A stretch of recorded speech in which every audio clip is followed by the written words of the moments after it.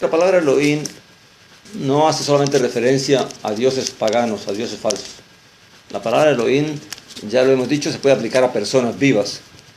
Dios le dijo a Moisés: te haré un Elohim para Faraón, ¿verdad? En la traducción Reina Valera aparece: te haré un Dios con D chiquita para Faraón. ¿Qué quería decir eso?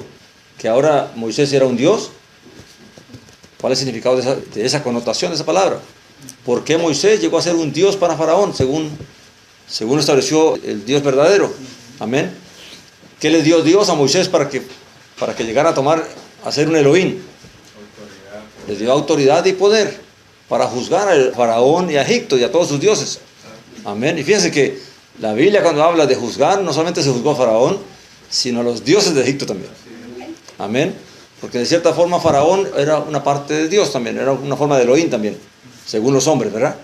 Entonces claramente la palabra Elohim también se aplica a los jueces. Cuando Dios habla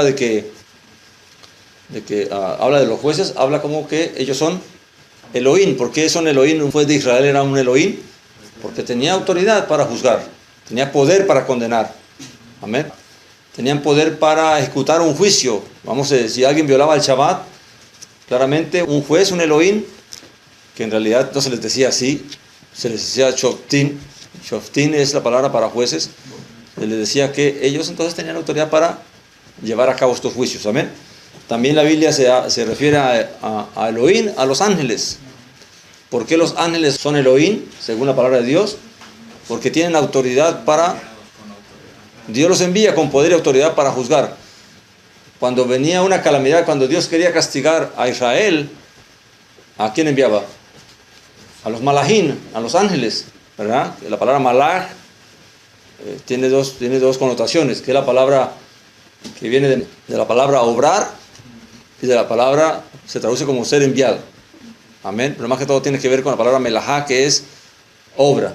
Amén. Aquel que tiene poder para obrar.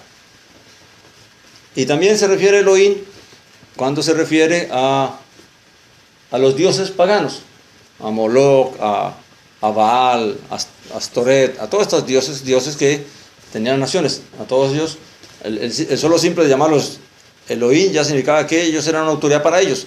Esos Elohim, aunque no eran Elohines de verdad, eran dioses, eran estatuas, eran ídolos que los hombres habían instalado. Claramente el mismo hombre le había dado ¿qué? Autoridad y poder para que juzgara a la nación, para que los juzgara a ellos. Amén. Y Dios, claramente, dice Pablo que Dios en su paciencia pasó por alto la ignorancia de todo el mundo, pero que ahora llama a todos los hombres ¿qué?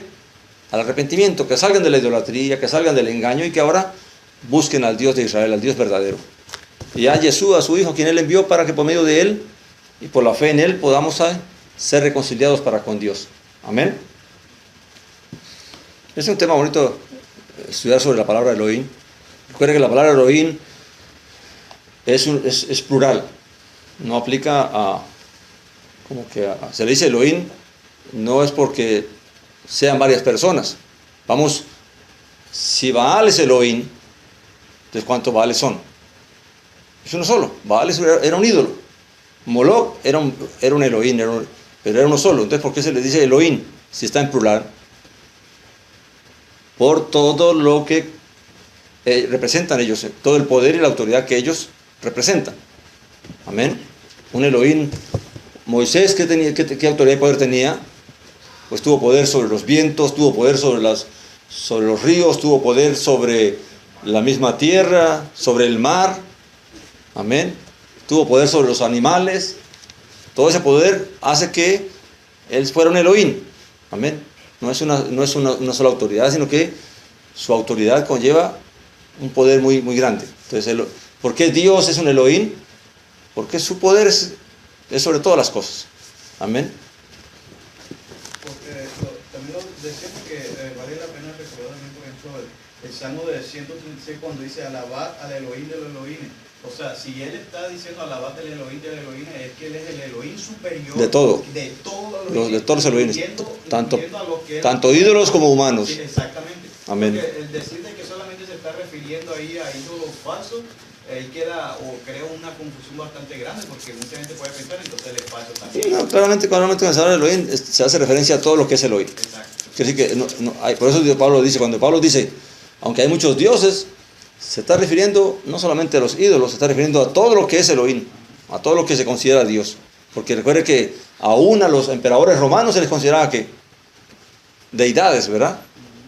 Entonces claramente él dice, aunque hay muchos señores, también decía, para nosotros hay un solo Señor.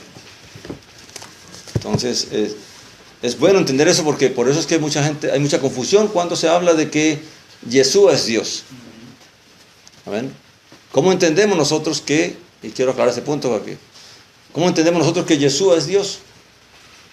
¿Es Dios o no es Dios? Porque Pablo hace una diferencia. Pablo dice, para nosotros hay un solo Dios, el Padre, y un solo Señor, Yeshua el Mesías.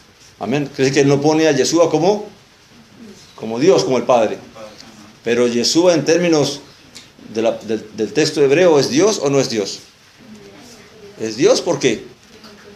Porque él mismo dijo, porque toda autoridad y toda potestad me ha sido dada en los cielos y en la tierra. Esa autoridad que Dios le dio, él es el que va a juzgar la tierra, Él es el que va a juzgar a los seres humanos, Él es el que va a juzgar a los vivos y a los muertos, Él es el que va a juzgar a Israel.